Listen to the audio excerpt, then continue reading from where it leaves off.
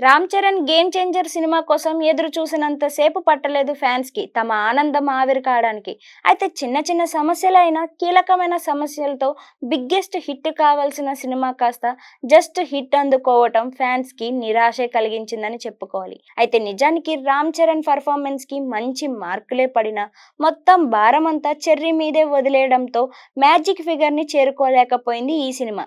అయితే ఇప్పటికీ వస్తున్న మార్కెట్ కూడా చరణ్ స్టామినా మీదే ఆధారపడిందని చెప్పుకోవాలి. ఎందుకంటే ఈ సినిమాకి ముందు శంకర్‌కి వరుసగా ఫ్లాప్‌లే ఉన్నాయి. అయితే గేమ్ చేంజర్ పై అభిమానులు ఆశ పెట్టుకోవడానికి కారణం లేకపోలేదు. 'ఆర్ఆర్ఆర్' సినిమా తర్వాత చరణ్ సోలోగా నటిస్తున్న చిత్రం ఒకటైతే స్టార్ డైరెక్టర్ శంకర్ దర్శకత్వం వహించడం ఇది రెండో విశేషమని చెప్పుకోవాలి. అయితే ఈ కాంబో సెట్ అయినప్పటి నుంచి కూడా ఇప్పటి వరకు ఆ హైప్ ఏమాత్రం తగ్గలేదనే చెప్పుకోవాలి. దీనికి ముందు శంకర్‌కి ఫ్లాప్‌లు ఉన్నా జస్ట్ ఆయన పాత రికార్డుల్లో ఉన్న హిట్లను చూసుకొని ఈ కాంబోపై మరింత ఆసక్తి నెలకొందని చెప్పుకోవచ్చు. అయితే ప్లాన్ వర్కౌట్ కాకపోగా బెడిసి కొట్టిందని చెప్తున్నారు ఫ్యాన్స్. అయితే మెగా ఫ్యాన్స్ తో పాటు శంకర్ అభిమానులు కూడా దర్శకుడుగా ఆయన ఈ సినిమాతో మంచి కంబ్యాక్ ఇస్తారని అందరూ ఆశపడ్డారు. ఈ సినిమా ఫ్లాప్ కావడానికి చాలా కారణాలే ఉన్నాయి. అయితే మొదటి కారణంగా మాత్రం శంకర్‌నే చూపిస్తున్నారు అందరూ.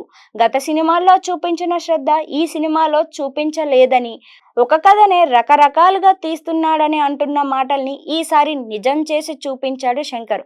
ఒక పక్క 'భారతీయుడు 2', ఇంకో పక్క 'గేమ్ చేంజర్' అంటూ 2 సినిమాల్ని ఒకే హ్యాండ్‌తో చేశారని, దానివల్లే ఈ సినిమా దెబ్బేసిందని చెప్తున్నారు. అయితే 2 సినిమాలు చేదు అనుభవాన్నే కలిగించాయి శంకర్‌కి.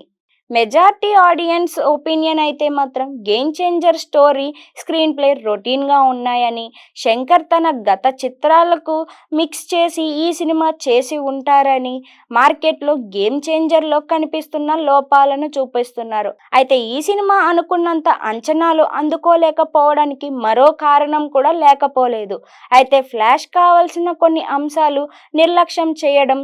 'నానా హైరానా' అనే సాంగ్ యూట్యూబ్‌లో మంచి ప్లేస్ అందుకుందన్న సంగతి అందరికీ తెలిసిందే. అయితే ఈ సినిమాలో ఆ సాంగ్ కనిపించకపోవడం, దీనిని జనవరి 14 నుంచి యాడ్ చేస్తామని తర్వాత చెప్పడం కూడా ప్రేక్షకులకి చిరు కోపం తెప్పించిందనే చెప్పుకోవచ్చు. ఇప్పుడు ఇంత రేటు పెట్టి ఈ సినిమా మేం చూస్తుంటే ఆ సాంగ్ ఎప్పుడో తర్వాత యాడ్ చేస్తామని చెప్పడం చిరు కోపాన్ని తెప్పిస్తుందని చూసుకోవచ్చు. దాంతో ముఖ్యంగా మౌత్ టాక్ దెబ్బతీస్తుందని చెప్తున్నారు. అయితే ముఖ్యమైన కారణాలే దెబ్బపడడంతో ఈ సినిమా ఫ్లాప్ అవ్వొచ్చని కూడా అంచనాలు వేస్తున్నారు. అంతా ఒక దారైతే నాది ఇంకో దారంటున్నాడు నిర్మాత దిల్ రాజు.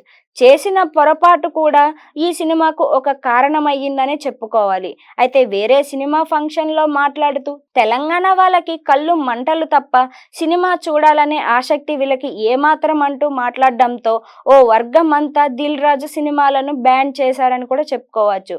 మరీ ఈ గొడవలు అంత పెద్దవి కాకపోయినా కూడా కానీ ఈ సినిమా ఫ్లాప్ అవ్వడానికి ఈ కారణం కూడా ఒకటి తోడైందని చెప్పుకోవాలి.